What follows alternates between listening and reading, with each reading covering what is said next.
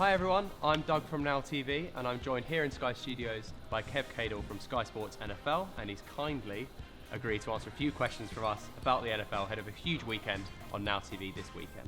So, Kev, what do you make of the game's growth in the UK in the last few years? I think it's been a tremendous growth. Now, a few years back, the head of NFL UK, Alistair Kirkwood, came on our show and said, now these are his words, that the NFL has gone from the 17th most watched sport to the 6th most watched sport on TV here in the country.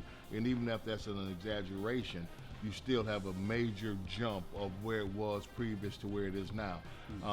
I see so many people on the street that I run into who are NFL fans who tell me they tune in every week or there or thereabouts. So I think that the growth is continuing to build year in and year out.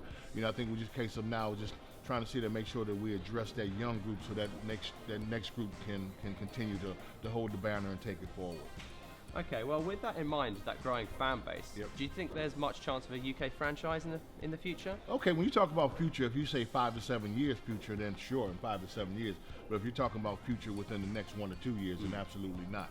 There's a lot of obstacles that say that they have to get over. You got taxes, you got where the players are going to live, where the training camp is going to be. There's so many things that they have to figure out.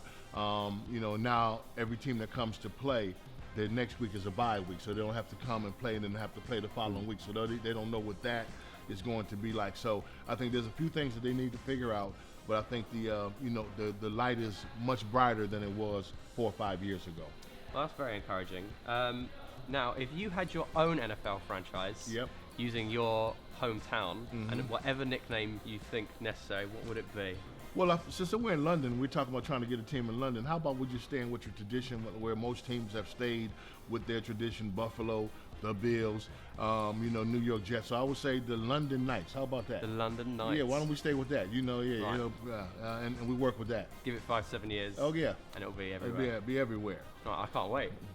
Okay, so slight devil's advocate here. Okay. And you can say what you want with this. Yep. If you could change one thing about the NFL, what would it be? Now they have a lot of things with the concussion things, but I see with the defense. Let's go from the defensive back point of view. I mean, you can't even get near the receivers, where I think that's one of the things that need to be changed. And another thing would be to put whatever amount of air you want to put in the football. So there's no Deflategate. Yep. Yeah. So I think that would be the thing for me. Would be the case of they let the receivers run rampant, and they penalize the defensive guys for putting a hand on them. So I think that was one of the things that I would maybe kind of change. Well, you mentioned Deflategate. Yep. What did you make of that on the retrospective, the punishment, and then the kind of withdrawing of that? Okay, now two things. Much to do about nothing. Much to do about absolutely nothing. You're talking about an ounce of air, if that, in a football. Much to do about nothing. But it's in the rule book. And the rule book says you cannot take air out of the football. So, much to do about nothing, but they broke the rules and they were penalized for breaking the rules. Yeah, sounds pretty fair to me. So, you've already mentioned them already. I can tell you've got a big love for the Buffalo Bills. Had a difficult time the last few years. What do you make of their chances this year? You know what? The Buffalo Bills have a very talented team. The GM, Doug Whaley, now coming in with Rex Ryan as the head coach. They've done a great job of putting talent together. But I think where the Bills have been let down is they just need to shut up. I mean, exactly, like shut up and just play football. They talk too much. And every time you hear about the Buffalo Bills, it's always talking. Let's get out there and let's show. Let's put this talent together and let's put it together on the field instead of just talking all the time. They get on the field and they've gotten so many unsportsmanlike penalties where they've done a great job of stopping the opposition, but then they would want to talk about it and do something where the ref will say, no, you can't say that. Boom, penalty. Now the opposition keeps the ball. So I like what they have. I like what Rex has put together as far as the talent base goes, but they just need to concentrate on playing instead of talking. There you go, Bills. There's the advice. So I'm something of a Patriots fan, as you can tell. Ooh, well, you were perfect until then, but we're not gonna hold that against you. Yeah, 9 out of 10 ain't bad. Okay. And as you can tell, our man behind the camera, Josh, is a big Packers fan. Okay, yep. They're very popular teams in the UK. What do you make of their chances this year? I think you two are straight up front runners. You go with teams that have had success and jump on the bandwagon. Two bandwagoners that we have here, but that's okay. But the deal is, Packers, New England, the two best quarterbacks in the National Football League. That's what you have. And that's what the National Football League is all about, the guy that's the quarterback. If you have the quality at the quarterback position, then you have a great chance, a greater chance of being successful. And I think when you look at the two teams, the Green Bay Packers, the New England Patriots, they have quality at that quarterback position. Okay, so you've kind of backed them. Would they be your two teams for the Super Bowl 50 Absolutely this year? not. Absolutely not. I'm hoping that the Patriots. I don't want to see the Patriots. Okay, that's for sure. But you know what? Two teams I really would like to see a change. You know, I like to change.